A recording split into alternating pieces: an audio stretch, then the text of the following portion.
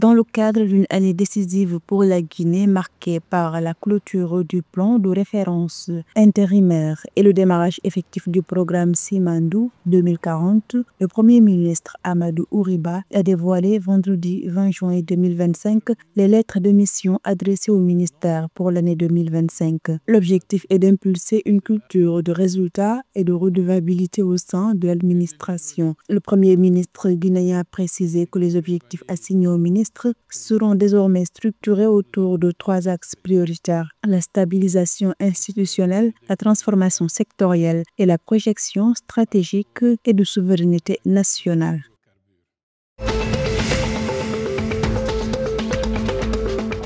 10 ans après leur lancement, les pôles urbains de Diamniadio et du Lac Rose au Sénégal ont fait l'objet d'une relance lors de la journée des pôles le 19 juin 2025. Cet événement a permis de réévaluer ces projets phares du plan Sénégal émergent. Diamniadio vise à accueillir 350 000 habitants avec des infrastructures modernes, tandis que le Lac Rose se veut un modèle de développement vert. Face à une urbanisation croissante, avec 60% de la population urbaine attendue d'ici 2050, l'État sénégalais est appelé à renforcer son engagement.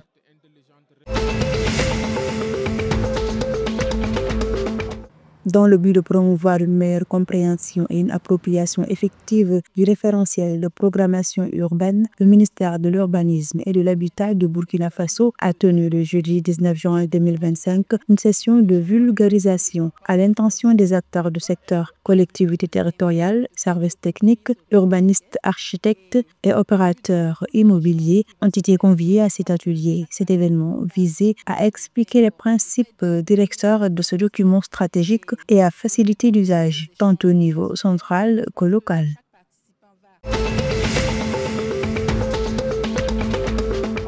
La Côte d'Ivoire confirme son leadership en matière de lutte contre le changement climatique, avec un second paiement de 9 milliards de francs CFA pour ses performances en réduction des émissions de CO2 sur la période 2022-2023. Elle devient le premier pays africain à exécuter entièrement un contrat carbone avec le Fonds de partenariat pour le carbone forestier. Au total, 38 milliards de francs CFA ont été versés au pays en reconnaissance de ses efforts pour préserver ses forêts et freiner les émissions.